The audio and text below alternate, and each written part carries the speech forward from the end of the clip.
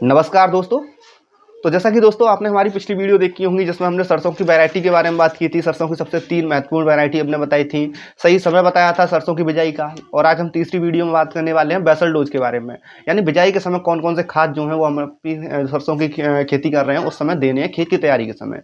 देखिए यहाँ हम दो तरीके से आपको बताएंगे। ये जो पहली वीडियो रहेगी आज खादों के ऊपर, इसमें हम आपको बताएंगे विश्वविद्यालय क्या कहते हैं कि हमें कितना खाद देना है, कितनी हमें खाद देना है, मतलब यूरिया कितना देना है, डीएपी कितनी देनी है, कितनी सल्फर लगानी है बुवाई के समय। तो इनके बारे में जिक्र करेंगे इस वीडियो में। यूनिवर्सिटी के बिहाफ पर ये जानकारी रहेगी, हमारे खुद के प्रैक्टिकल के हिसाब से ये नहीं है, जो यूनिवर्सिटी कहती है, विश्वविद्यालय कहते हैं, उनके हिसाब से। तो देखिए, यदि आप सिंचित क्षेत्र में खेती करते हैं सरसों की, तो जहाँ पानी की व्यवस्था अच्छी है, इरिगेशन अच्छी है, तो वहाँ आपको करना क्या है, नाइट्रोजन आपको लेनी होगी 24 kg, 24 किलोग्राम नाइट्रोजन। यानी कि अगर आप 24 किलोग्राम नाइट्रोजन अपनी फसल में लगाना चाहते हैं तो यूरिया की मात्रा लगभग लगभग आपको 52 किलो लेनी होगी। 52 किलोग्राम आपको यूरिया लेना होगा और इस यूरिया को आपको 2 भागों में डिवाइड करना होगा। पहली जो मात्रा रहेगी 26 किलो की, 52 का आधा रहेगा 26 किलो की, तो ये आपको देना है बुवाई के समय ही, खेत की तैयारी के समय। दूसरी 26 किलो की जो मात्रा है वो देनी है आपको पहली सिंचाई जब आप करोगे उस समय। इसके अलावा जो फास्फोरस रहेगी हमारी, वो रहेगी 8 किलोग्राम प्रति एकड़ के हिसाब से।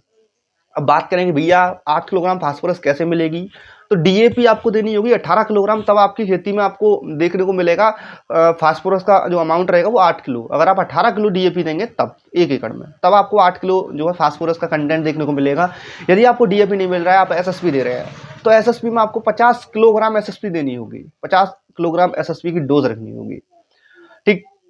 अब एसएसपी में होता क्या है कि आपको यहाँ कैल्शियम भी मिल जाता है, सल्फर मिल जाती है, तो सल्फर फिर आपको अलग से देने की जरूरत नहीं होती है एसएसपी अगर आप दे रहे हैं तो। यदि आप डीएपी दे रहे हैं तो फिर आपको यहाँ जो सल्फर है वो ऐड करनी होती है। तो सल्फर जो आप ऐड करेंगे यहाँ पे, तो सल्फर जो आता है ना आपका, सल्फर बेंटोनाइट आता है 90% वाला, ये 10 किलोग्राम प्रति एकड़ के हिसाब से आप ले सकते हैं। यदि आप डीएपी लगा रहे हैं तो, एसएसपी नहीं लगा रहे हैं तब की बात बता रहा हूँ मैं। ठीक। अब आपकी फसल में जिंक की कमी है, तो वैसे मैं आपको बताऊं, जिंक जो है हम अपने जो खेत होते हैं उनमें सीजन में एक ही बार देते हैं, साल में एक ही बार आपको जिंक देनी होती है। जिंक फिर आपको कभी नहीं देनी होती अपनी फसल में, एक साल में एक ही बार जिंक दीजिए। ठीक। एक खेत में, जो भी मैं आप जिस खेत में खेती कर रहे हैं उसमें अगर आप जिंक लगाना चाहते हैं तो जिंक सीजन में एक ही बार देनी होती है, साल में एक बार। ठीक।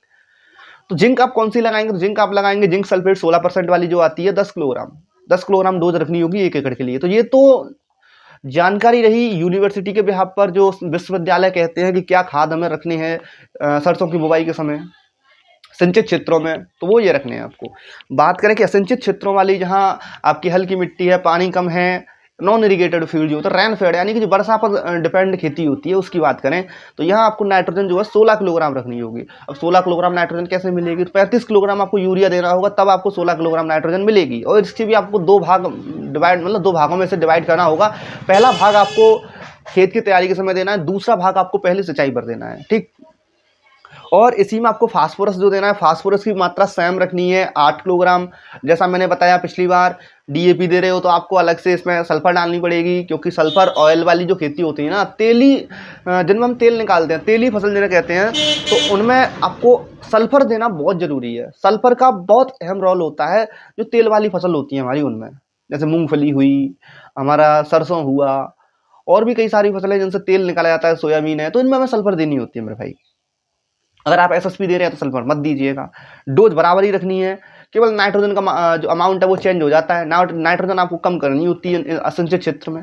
डीएपी और जिंक की मात्रा वही रखनी है, इसमें कोई परिवर्तन आपको करना नहीं है। ठीक। तो ये तो जानकारी रही थी यूनिवर्सिटीज़ के बिहाफ पर कि आपको क्या रखना है, कैसे रखना है। ठीक है।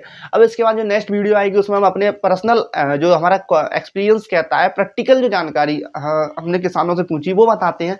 तो उनके बिहाफ पर जो हमारी वीडियो रहेगी वो अगली रहेगी, जिसमें हम बात करेंगे खादों के बारे में करेंगे कि भैया कौन कौन से खाद हमें देने हैं। ठीक।